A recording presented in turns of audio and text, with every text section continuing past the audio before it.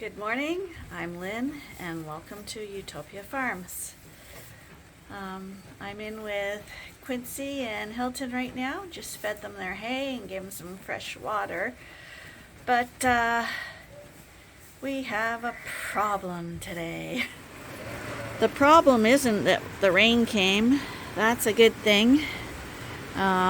We needed it. It's not a heavy rain, it's very light. But it's expected to go on all day, so that's what we're hoping for. It was supposed to last for 3 days, and the next 2 days have disappeared, so we really hope it does give us a substantial amount today. But the problem is, Arnie went to the sales barn. He took a load of sheep up, and about an hour ago our power went out. And even though it's raining, we're in a heat wave right now. And I've got, about 450 sheep right now that are out of water. And Arnie won't be back for a couple hours. And Hydro won't be here for a couple hours. We do have a generator, but it's one where you have to use the tractor and get the generator out and know how to hook it up to our hydro pole. So there's no one to do that except for Arnie. So we're just waiting and hoping that the sheep don't feel like drinking right now. So I'm going to go around and do chores and just lightly scoop out the drinkers. Luckily, because we were working late last night, I cleaned all the drinkers again last night because it was hot and I wanted them to have fresh water. So they should be okay, but it shows you how dependent we are on hydro. Today we're deworming all our sheep that are going to be going in with a ram shortly. So we're just running, we did one group and we're running this group over to the other barn to do them. They always go to the barn you don't want them to go to first. Oh, that door is open.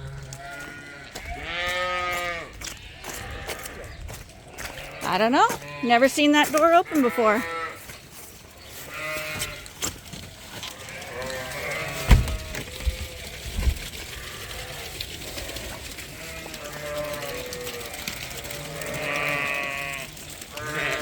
Katie. They're doing good now. These must be a little older girls. They know the routine. Well, we did get the rain today, as you saw, and it did rain pretty well the whole day, and it's still threatening rain tonight. I believe as of this evening, and it's like 8:30 at night now, we got 1.5 inches of rain, and it wasn't like that washout rain that's going to run away. It was just constant, steady, light rain. So that worked out really well for us. Because of the power outage and me working on my own this morning and then trying to get caught up on some of the problems we've been having around here, I didn't get a chance to videotape much today. And to be honest, the problems with the worms was really upsetting me today. So I thought, I'm going to continue tomorrow and update you on all the worming issues and what's going on here right now, and just take it easy today because even though it's windy and rainy, it's a hot one, and we're also really tired.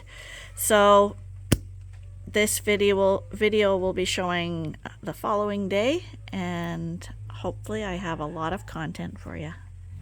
So the rams are locked up on their platform. They can't eat any grass in here. It's a concrete platform, and they'll be getting hay. They're all on a concrete platform, so they can't eat any parasites.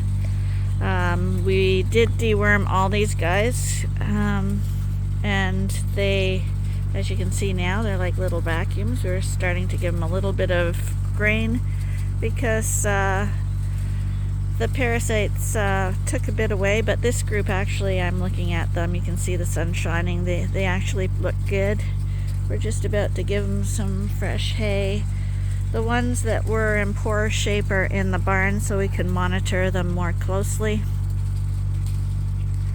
But probably for the next 28 days they're going to be off the pastures, which will give pastures time to grow back up and will allow these guys to get their condition back. And it will also break the worm cycle because the cycle is, I believe, 21 days. So, and at that point we'll make a decision. Some of these rams will go into breeding groups, so they will be indoors anyway. But it's discouraging when they get an overload with worms because all the work you put into them, you've lost it all very, very quickly, and then you have to build them back up and hope that nobody dies. But knock on wood, I think we've caught everything in plenty of time, and nobody looks on death's door or anything like that.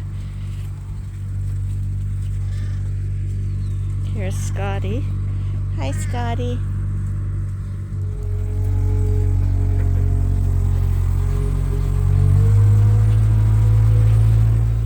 So, it's going to take a while to get it back again. For sure, they have to recover. They have to recover now. I imagine this is the assessment for a while.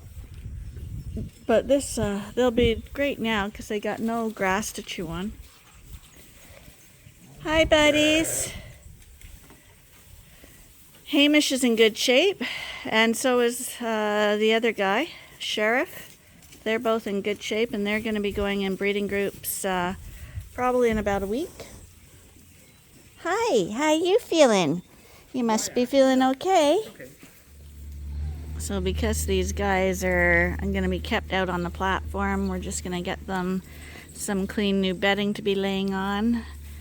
Because now they've shed all their worms and stuff, we don't want them lying in it. So Ernie's just going to get some straw to put in their lean-to. And hi, I can see you're feeling much better now. Shall we check your eyes? So you can see that his eyes were looking for pinkness in the eyelids. And you can see the pink is back. As long as I see some color there, I'm feeling a lot better. Hi, and who are you? Oh, it's you, handsome.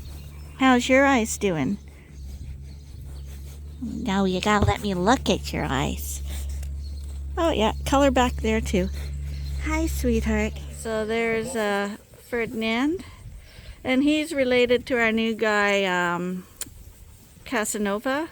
And you can see the stylish and the good spread and stuff.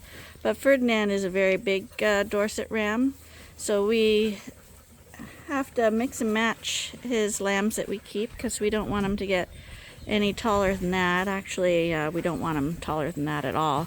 But he's a definite show style ram, but he's built perfect. And I told you we've been struggling with conformation on Dorsets, so he's someone that throws the good conformation into the ewe lambs, and then we can take a smaller, stockier ram and breed them to his lambs, and that's how we've been correcting conformation.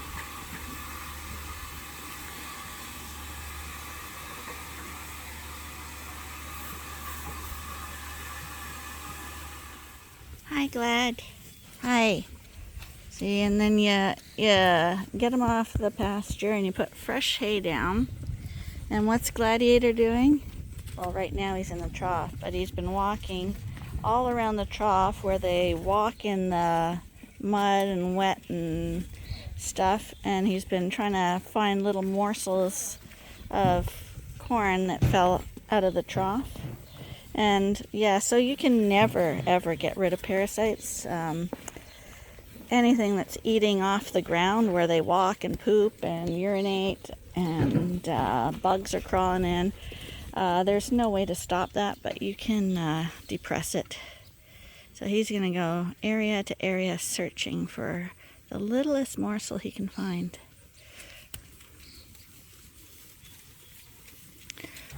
So we had a little bit of leftover bedding, so we're just going to pop it into the barn for the breeding group when they need some bedding put down. And because it rained yesterday, probably if we have a chance, Arnie's going to scrape up this manure pack out here so that's right down to the concrete again, because it's really gets squishy, retains the moisture, and again, we gotta watch for foot problems. Just giving Quincy and Hilton their water and their daily hay, and these two are so needy now. They've settled in and they just love the attention, to the point when we leave, they get quite upset. They don't want us to leave them. And we went out for breakfast this morning for a change before chores, and when we came back out of the car we started talking, and these guys heard our voices and immediately started to baa. So this is Quincy right here, and Hilton's having some hay, but they've become a really nice friendly pair of rams. They're really gonna fit in with our group. I do find Suffolks are extremely easy to tame up. I can't understand people having problems with them because they are really gentle guys. Handsome's more challenging, but we're working on him. So these are the rams we thought were the worst. So they're indoors, so we can have better control and catch them easier and check them easier, and easily see how they're eating and stuff. And you can see they've all got a vigorous appetite today. There was one who we were really worried about, but everybody's eating today. You can see where they had dirty bums, diarrhea, but if that should be quite evident on the camera that it's all dried up now. It's not runny anymore. So that's a good sign. These guys, one thing that is interesting is these guys are all the yearling group. And so what I've learned is that when those worms are hooked on and feeding, they are producing, like through their saliva, they're producing proteins, and the body develops immunity to those proteins. So you'll notice in your flock that usually the older sheep won't be affected by worms nearly as much, because over the years they've developed a certain amount of immunity, whereas your young stock, your lambs, and these are basically lambs, they have had immunity while they were sucking off their mom, but once they stopped nursing and a few months later, they would have lost that immunity and would have to develop immunity on their own. So usually it will be your young ones that are most affected by the worms.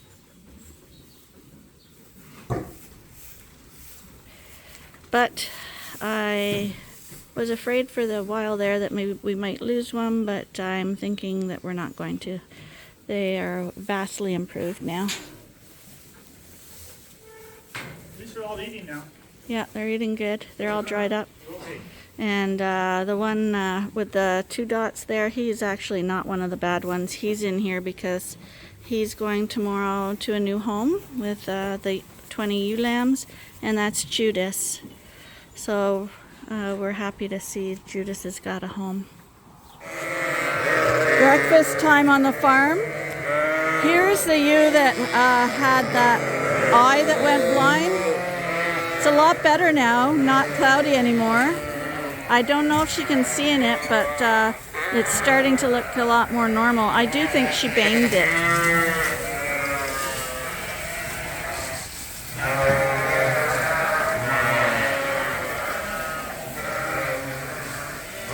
We're going up to 41 degrees today, which, like everywhere in the world, is way too hot. So we're going to keep things as quiet and calm as possible. Make sure all the drinkers are nice and clean. Today is a little better than yesterday because we have a slight breeze, which does help. And on the subject of worms, most of these girls are in good shape, but you see a few bony ones. There's one really bony one there. So when we deworm this group shortly, we're going to selectively deworm this group because some are in really good shape and some look poor. And we're going to check their eye colors as well. And basically, my guess is that in this group, it's going to be, again, first-timers that are thin and the old girls.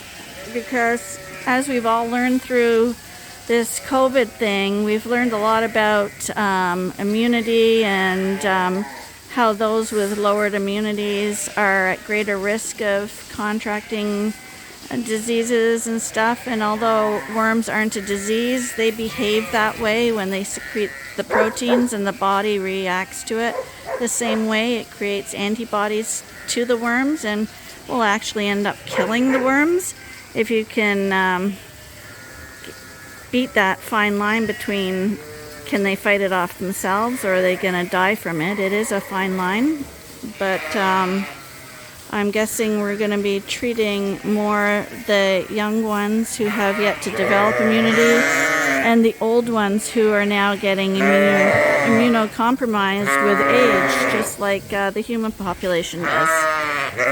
And all the middle-aged ones will be a lot better. But these girls are going into breeding groups shortly, and they need to be in prime health in order to have babies and have a successful pregnancy. So, unfortunately for people watching, they will not be going out on pasture again until the fall. And fortunately for them, they're going to get better and not be carrying a worm load. When the weather is dry like this, pastures become obsolete. You have no choice but to feed. There's no regrowth and the worms are in the lower part of the pastures. But they look happy, and again, everyone's eating. So, all good news. Now that the market lambs are gone, this barn is totally a Dorset barn now. We've got this breeding group here, which Hamish is going to join in about a week. And we got this breeding group here that Sheriff is going to join. And then we got the ewe lambs at the very back in 1/4.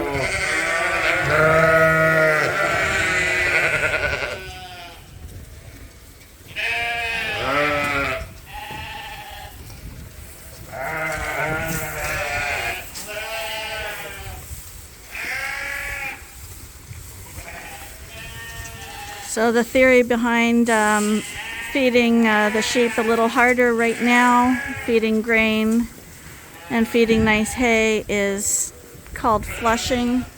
And with flushing, we're trying to trick the sheep's bodies into thinking that they've got an abundance of food in the future.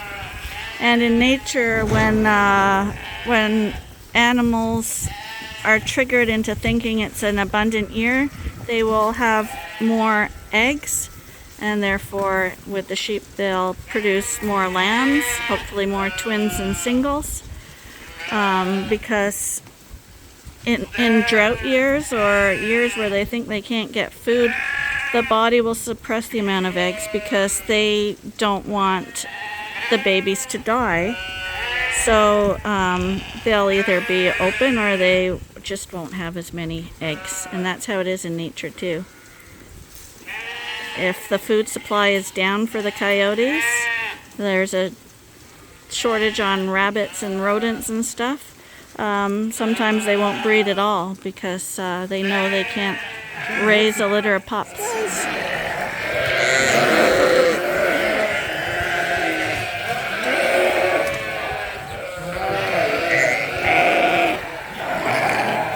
And here we go. We'll see how they're doing. The ones with the red dots on their backs are the ones that we've been treating. There's just 2. We did decide to treat one more, but nobody's back here. Everybody's running to get food, and it's a hot day, so we're not going to be treating anyone in here today. We're still keeping an eye on them, but looks good. Got all the ewe lambs in a group. We're going to sort out the 20 that are leaving tomorrow, and we're going to deworm them all because these guys have diarrhea and they're lambs. So Max here. Okay, they're all sorted. They're coughing now because we've just shoved dewormer down their throat. Here, Max. Come on, Max, come here. Well, I don't live in the tropics, but I can tell you right now, it feels like living in the tropics. It is so humid. Totally feel sorry for the sheep tonight because usually at night there's a break in the temperature, but I'm thinking it's gonna be so humid all night long. And we got all the ewe lambs separated and brought over to the other barn, but I can tell you that was a dog and pony show or a dog and sheep show or whatever. Oh, was that a tough one getting them across the yard. They would not go across. It took us about an hour to get them across, and I swear for our faces to go back to normal skin color took about an hour and a half in the air conditioning because of the heat. Like, we were so overheated.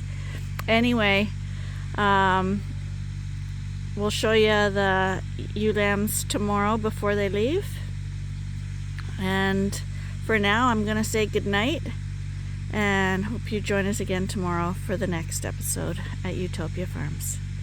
Bye for now.